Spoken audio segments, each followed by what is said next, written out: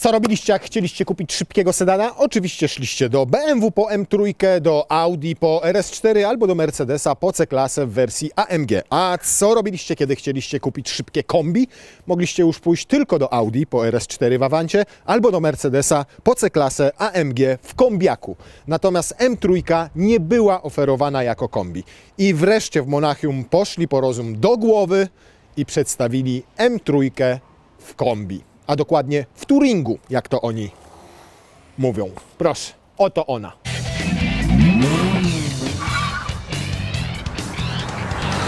Pierwsze w historii M3 w Touringu, czyli w kombi. I o ile sedan jest oferowany w wersji Competition i bez Competition, z manualem i z automatem, do wyboru z napędem na 4 koła albo z napędem tylko na tył, to tutaj już mamy wyłącznie Competition, czyli 510 koni i 650 Nm, wyłącznie X-Drive, ale z możliwością odłączenia przedniej osi i wyłącznie skrzynia automatyczna. Więcej rozwodził się na ten temat nie będę, ponieważ M3 już testowaliśmy w sedanie. Tu jak klikacie, to oglądacie, śmigaliśmy nią po Silesia Ringu. Z powodzeniem zresztą. Tu natomiast mamy jeszcze jeden dodatek, a w zasadzie dużo dodatków z serii M Performance Parts. To oznacza, że możecie sobie dokupować takie rzeczy, jak to. I tutaj nie chciałbym absolutnie skłamać, mówiąc Wam o cenach tych elementów, dlatego będę się wspierał katalogiem. No więc tak, te loteczki po obu stronach zderzaka 3252 zł. Karbonowy splitter przedni 11 461 zł. Karbonowe te wloty tutaj o 14 479, karbonowe skrzela 480, obudowy lusterek z karbonu 7457, dokładki progowe 11 065 zł. Ten tutaj spoilerek czarny lakierowany razem z tym kosztuje 3211 zł. Dyfuzor tylny z karbonu 9420 zł. Nawet możecie mieć takie rzeczy, słuchajcie, jak korek wlewu paliwa również z karbonu 430 zł. Nakrętki na wentyle, też z tego BMW M Performance Parts 123 zł.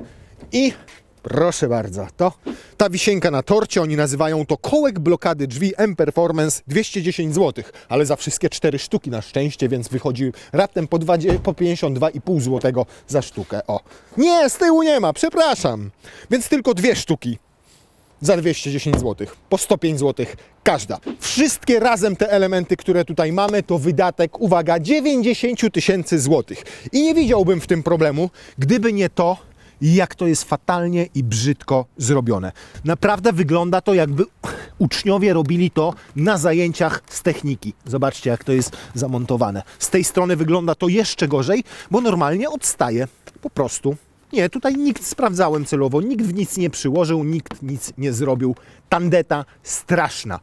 Więc jak na 90 000 zł, to naprawdę mogli się bardziej postarać. Zobaczcie tu. To jest lotka jak zamontowana. Ona cała powinna całą powierzchnią ładnie przylegać, a tu odstaje, tu odstaje. Szczerze? Szczerze.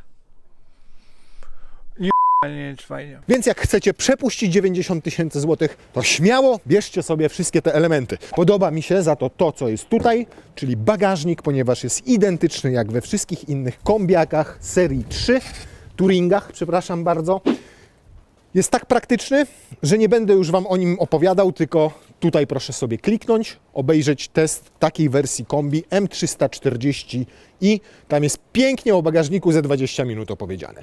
O tylnej kanapie też nie będę wspominał, bo też we wspomnianym materiale możecie sobie obejrzeć, ile tutaj jest miejsca i czy jest wygodnie. Tutaj pokażę Wam tylko tył foteli, które są akurat standardowe.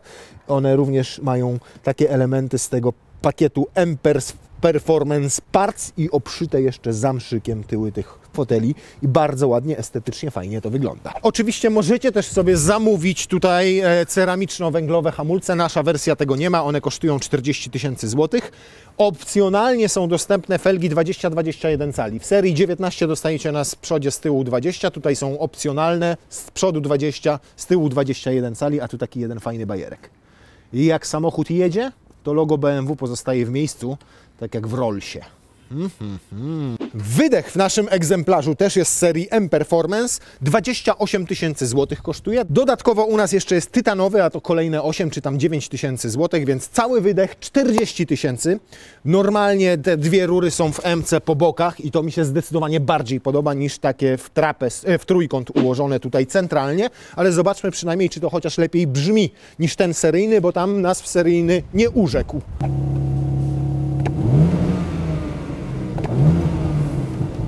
Brzmi, jakby wszystkie konie mechaniczne w tym samochodzie miały astmę, ale może tylko na postoju. Sprawdzimy, czy będzie wulgarniejszy w trochę agresywniejszej jeździe.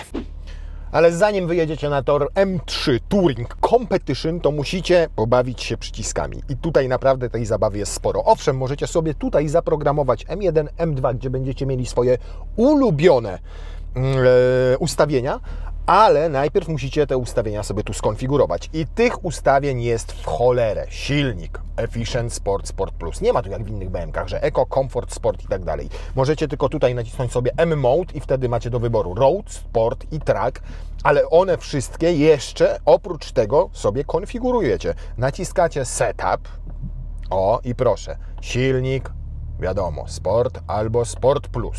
Podwozie, Comfort, Sport albo Sport Plus, ponieważ tutaj jest układ jezdny M, czyli jest zmienne przełożenie układu kierowniczego i jednocześnie amortyzatory z utwardzaniem elektronicznie sterowane. A oprócz tego wszystkiego jeszcze, jak wejdziecie sobie tutaj w to Track i Activate Track i wyłączycie całkowicie kontrolę trakcji, czyli tutaj DSC Off, bo to też tutaj trzeba, to teraz jeszcze macie MX Drive Setup i jak weźmiecie sobie na przykład 4 WD, WD Sport, 2 WD jak włączycie, to jeszcze ustawiacie sobie kontrolę trakcji M.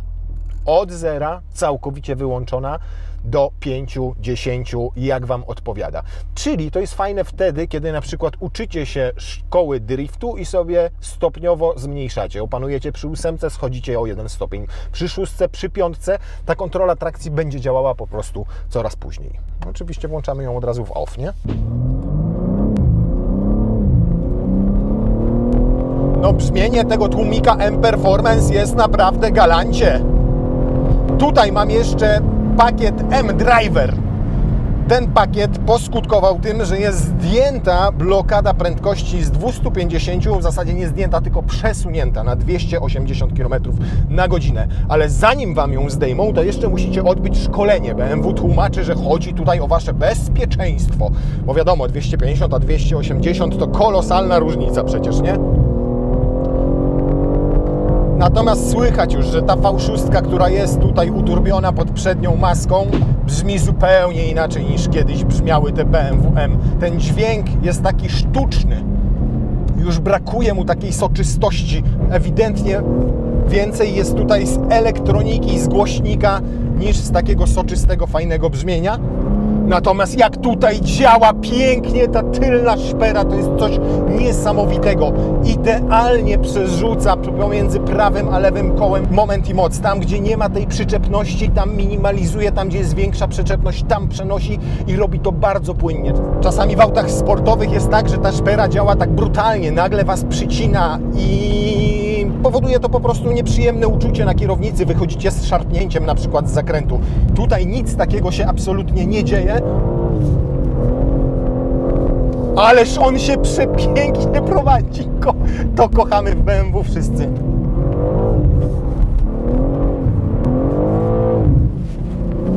No cudownie jeździ bokami. Jest nieprawdopodobnie przewidywalny w tych uślizgach. Jakby dobrze, że jest mokro tutaj na tym torze, ponieważ on jest w cholerę przyczepny i powiem Wam, że zostawilibyśmy tutaj kapcie w chwila moment, więc dobrze, że pada, to przynajmniej może tym razem oddamy BMW ze znaczkiem M na tych samych oponach, na których odebraliśmy. A czy zawsze oddajemy na tych, na których odebraliśmy? Tylko już jak oddajemy, to mają druty zazwyczaj.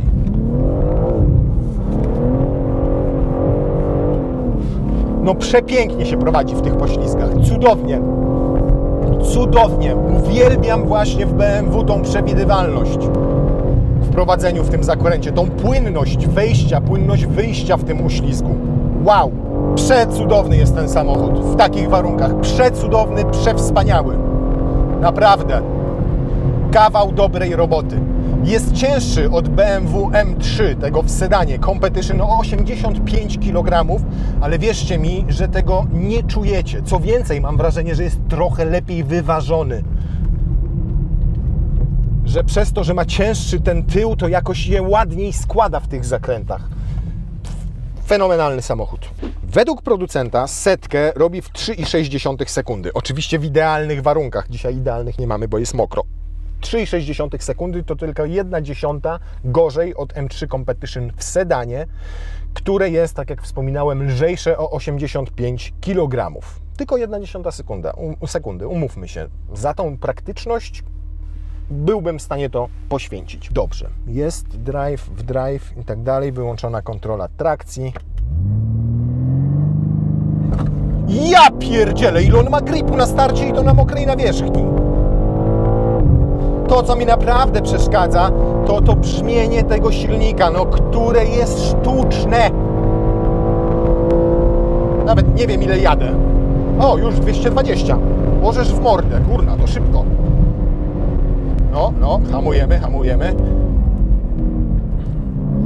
Nie mam tutaj opcjonalnej ceramiki, która dodatkowo kosztuje 45 000 złotych. Jest nawet taki pakiet specjalny, który nazywa się Racetrack i wtedy dostajecie ceramikę, ten M-Driver, czyli zwiększoną prędkość maksymalną do 280 i jeszcze dostajecie te takie kubły. Natomiast te wystarczająco trzymają naprawdę w takich warunkach, a są dużo bardziej komfortowe. Te kubły, tutaj sobie obejrzyjcie materiał z M3 z tymi kubłami opcjonalnymi, no niestety nie są najwygodniejsze, szczególnie jeżeli chodzi o wsiadanie i wysiadanie. Dobra, to zobaczmy, ile nam wyszło. To 0,100 i 0,200.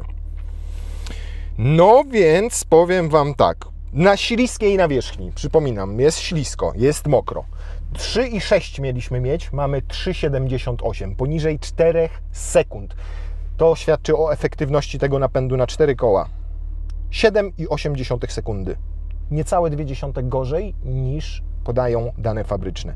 A teraz zobaczcie 0,200 na mokrym. Możliwe, że łapa mi się trzęsie jeszcze z emocji. 13,1 sekundy. W dobrych, optymalnych warunkach schodzicie poniżej 13 sekund.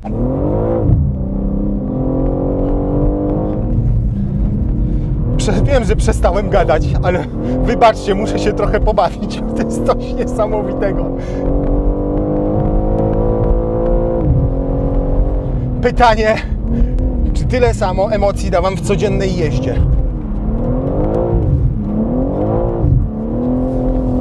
To jeszcze zobaczymy, czy zrobi ładnie, czy rondo będziecie mogli przejechać na przykład. Umówmy się, że tutaj jest rondo.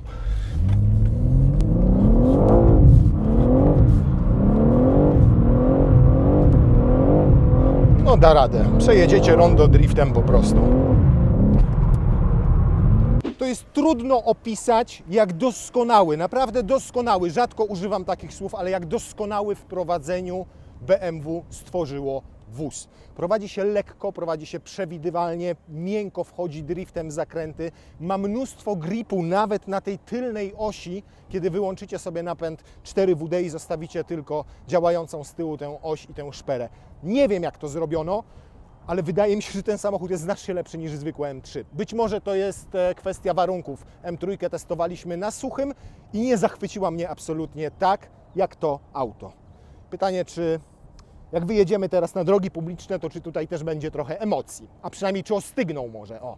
No i oczywiście jak wyjeżdżacie z toru, to też musicie sobie pozmieniać te ustawienia, włączyć tutaj road, setup sobie nacisnąć, wszystko w komforcie, silnik w efficient, MX Drive 4WD, tutaj już kontrolą trakcji nie możecie niczego zmieniać, nawet jeżeli dezaktywujecie ją, to tutaj musi być 2WD, żeby sterować sobie tą 10-stopniową czułością. No i bardzo jestem ciekaw, czy ta M3 będzie dawała Wam poczucie komfortu podczas jazdy. No bo przecież, jak kupujecie takie auto rodzinne, w kombiaku, z dużym bagażnikiem, no to po to, żeby w normalnych warunkach komfortowo, choć dosyć szybko, przewieźć rodzinę z punktu A do punktu B. A to zresetujmy jeszcze zużycie paliwa. O, proszę bardzo, i zobaczymy, tu mamy kawałeczek do ekspresówki, jakieś 7-8 km, potem ekspresóweczkę 120 i już nawet nie chodzi o samo zużycie paliwa, bo jak wydajecie 750 tysięcy za M3, no to umówmy się, czy zalejecie bak za 50 zł, czy za 500, czy za 5 tysięcy, to już jest mniej istotne, ale chodzi o to, żebyście nie musieli co 300 km zatrzymywać się na tankowanie. Generalnie jak nim jedziecie, tak jak my teraz bocznymi drogami w zakresie 90-100 na godzinę, to jest tutaj jak w każdym normalnym BMW. Tylko wygasić trzeba wydech, bo rzeczywiście ten opcjonalny tutaj, który mamy, no to nawet jak tak się spokojnie jedzie i go się włączy, to on tam zaczyna delikatnie burczeć. Więc pod względem takiej jazdy 90 na godzinę to jest normalne BMW. Nawet jak jedziecie i nie ma dziur, tylko jest normalna droga, to nie czujecie kompletnie ani kolejn, ani dziur, to zawieszenie nie dobija, jest wystarczająco komfortowe do codziennej jazdy. Deska rozdzielcza już jest taka jak w poliftowych wszystkich trójkach. Za karbon ten tutaj musicie dopłacić 6000 zł, ale wygląda przepięknie i generalnie mnie estetyka tego się podoba. Nawet te dwa zakrzywione ekrany, to znowu jest nawiązanie do tych starszych BMW, gdzie konsola środkowa była delikatnie nachylona w kierunku kierowcy, zorientowana na niego, żeby dać takie bardziej wrażenie otulania go i tego, że ten samochód został stworzony z myślą o nim i tutaj jest podobnie. To jest, nie do końca mi się podoba przeniesienie klimatyzacji z panelu, który był tutaj, w to miejsce, gdzie nawet ogrzewaniem foteli musicie sterować już z ekranu. To jest zatopione w szkle, te przyciski pod takim szkiełkiem i one są też sensoryczne. Jak dotkniecie, to nic się nie dzieje, trzeba dotknąć i jeszcze nacisnąć, bo to jest, one nie są oddzielone, tylko to jest jedna linia tego szkła, wyczuwa ta linia, w którym miejscu to dokładnie naciskacie. Dobrze, że chociaż pokrętło głośności zostało po staremu. I stąd w zasadzie tylko możecie włączyć odparowanie przedniej szyby albo odmrażanie tylnej i to już absolutnie wszystko. Ładowarka indukcyjna jest. Ten panel sterowania tutaj, mam do niego jedną uwagę, wygląda ładnie estetycznie, moim zdaniem będzie się z biegiem czasu rysował, choć nie jest to takie klasyczne piano, taki plastik, tylko jest to takie szkiełko. Fajna, gruba, mięsista kierownica, wiem, że niektórzy nie lubią, wolą, jak ten wieniec jest trochę cięższy, ja mam grube, wielkie łapska, więc akurat mnie to nie przeszkadza, a wręcz pomaga.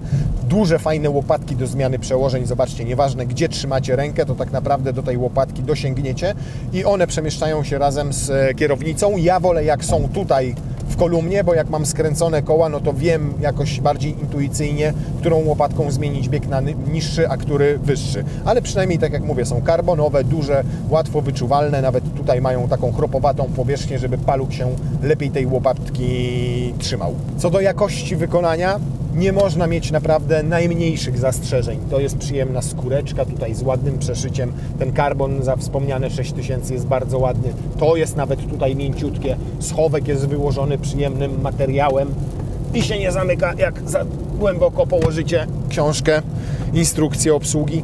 Jest to wszystko ładne i estetyczne, moim zdaniem. Fajnie, że to jest tutaj skórzane w tym miejscu i miękkie, bo często właśnie podczas jazdy sportowej to oprócz tego, że fotel Was trzyma, to jeszcze musicie zapierać się kolanem i akurat tutaj przynajmniej kolano nie będzie Was bolało, bo jest dobrze zapięte. Tu z drugiej strony też możecie się zaprzeć od drzwi, bo więc zobaczcie, normalnie macie po prawej i po lewej stronie zaparte kolana, żebyście w zakrętach lepiej się trzymali w fotelu. Nowe multimedia, no ja jeszcze nie do końca się przyzwyczaiłem do tych wszystkich ikonek, do scrollowania tego. Ja wiem, że to można sobie odpowiednio poustawiać, tak jak komu pasuje.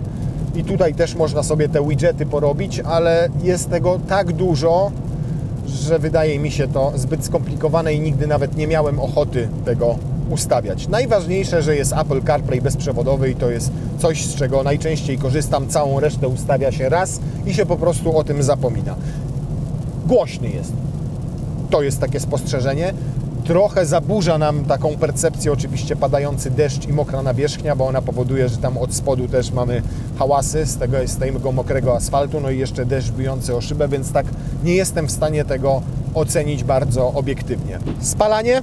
No takie jak widzicie, 11 litrów. I z kilkudniowych moich doświadczeń z tym samochodem wynika, że przy naprawdę takiej gentle jeździe, delikatnie, spokojnie, 120 ekspresówką, bocznymi drogami te 90, to nie zero-jedynkowa jazda, tylko właśnie taka bardziej eko, ale normalna, z dopuszczalnymi prędkościami, to jest między 10 a 12 litrów, średnio możemy przyjąć, że 11 litrów. I jak pojedziecie do Niemca i u Niemca będziecie sobie jechali szybciej, 150, 160, 170, 180, to te wspomniane 300, może 350 km przejedziecie, więc zbiornik paliwa mógłby być większy niż te 60 litrów, które tutaj jest, takie bardziej 75-80, to pozwoliłoby Wam już przejeżdżać te 500 km i to jest gdzieś tam mój pułap psychologiczny, że jak auto nie przejeżdża 500, to trochę słabo. Plus jest taki, że przy wyższych prędkościach nie słychać jest silnika i nie słychać jest wydechu. Jak chcecie wyprzedzić, dodacie gazu, no to wtedy, ale rzeczywiście silnik słychać, ale jest to przyjemniejszy dźwięk niż w tym trybie sportowym, gdzie ewidentnie jest wzmocniony jakimś głośnikiem. Mówiąc krótko, w normalnym użytkowaniu ten samochód jest taki jak, nie wiem, 340i.